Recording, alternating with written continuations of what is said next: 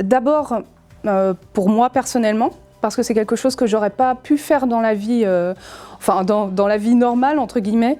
C'est pas quelque chose qui me semblait accessible. Et quand on m'a parlé de ce projet d'atelier vidéo, oui, j'ai été tout de suite très intéressée. C'est quoi la vie normale? La vie normale, c'est une vie où on oublie un peu d'apprendre des choses nouvelles, où on n'ose pas. Voilà, une vie où on n'ose pas forcément faire des choses différentes. Donc tu es heureuse d'être dans une vie anormale là du coup? Ah bah complètement. Complètement. En termes de communication, c'est quand même intéressant de savoir manier la vidéo pour présenter ses idées, pour présenter un projet, pour se vendre. Ça va nous permettre en fait de communiquer d'une façon plus efficace. Donc, à travers les réseaux sociaux. Ça va nous aider aussi à partager notre enthousiasme pour ce projet. Pour que d'autres personnes privées d'emploi connaissent le projet Territoire Zéro Chômeur. Faire peut-être un peu moins peur aussi aux personnes qui se posent des questions ou qui n'y croient pas forcément. De se dire, voilà, si eux, ils ont fait tout ça, si eux, ils ont réussi, c'est des gens comme tout le monde. C'est une nécessité primordiale de montrer que vous êtes des gens comme tout le monde? Ah bah bien sûr. Pourquoi vous ne seriez pas comme tout le monde? Parce qu'on est étiqueté chômeur de longue durée. Dans l'imaginaire collectif, je ne vais pas ressortir tous les clichés, mais on sait très bien tout ce que ça véhicule. On peut être privé d'emploi en ayant un niveau d'études, on peut être privé d'emploi en n'ayant pas de diplôme, on peut être privé d'emploi pour des milliers de raisons. On n'est pas forcément des marginaux, on est juste des gens normaux, comme tout le monde. Mais dans une vie anormale. Et là, pour l'instant, dans une vie anormale.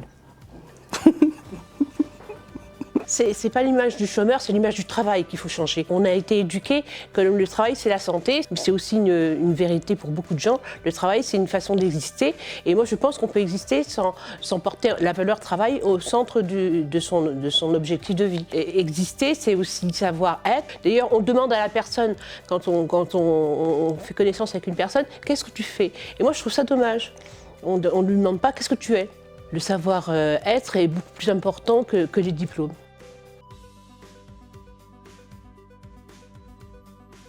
Quand j'étais dans d'autres entreprises, j'avais des responsables qui adressaient la parole de façon parfaitement sèche, comme si c'était eux le chef et que nous on était quasiment des larbins, il fallait obéir. Et je pense que c'est ce genre de choses qu'il ne faudrait pas qu'on trouve dans le BE. Tu as un numéro, tu as un matricule, tu viens à telle heure, tu finis à telle heure, tu bosses et tu fermes ta... entre guillemets. C'est ce que j'ai vécu pendant plus de 30 ans. On n'est pas des moutons, on ne va pas travailler, fais ci, fais ça, on a envie de travailler et de s'épanouir. C'est l'idéal d'être heureux au travail.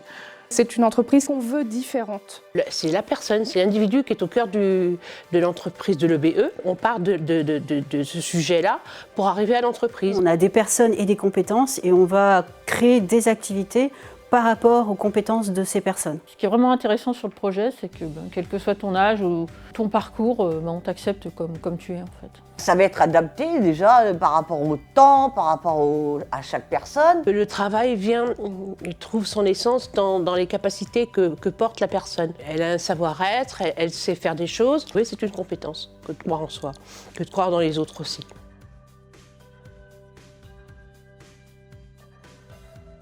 Il y a énormément de personnes qui sont privées d'emploi. Ça va leur permettre de découvrir qu'ils ne sont pas tout seuls dans cette situation et que ce n'est pas une fatalité. Également aussi les personnes qui ont été partie prenante en fait, à l'origine du projet, toutes les associations, les élus, l'agglomération, enfin les collectivités, tout le monde, pour que ces personnes-là voient qu'on s'implique pour de vrai. Et aussi pour que les investisseurs, les entrepreneurs connaissent le projet et qu'ils adhèrent au projet et aussi qui viennent nous demander justement des activités pour qu'on puisse évoluer. Et les gens qui ne croient pas à ce projet, qui comprennent que ce projet est un projet création d'une entreprise à but d'emploi. Il y a beaucoup de personnes à convaincre. Honnêtement, quand je discute avec les gens n'y croient pas.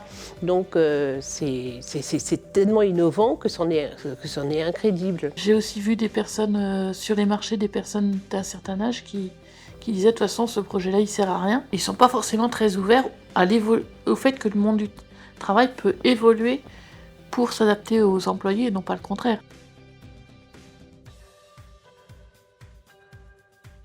Ben oui, je vous ai connu. C'est à chamboule-tout, quoi. Comment on appelle ça?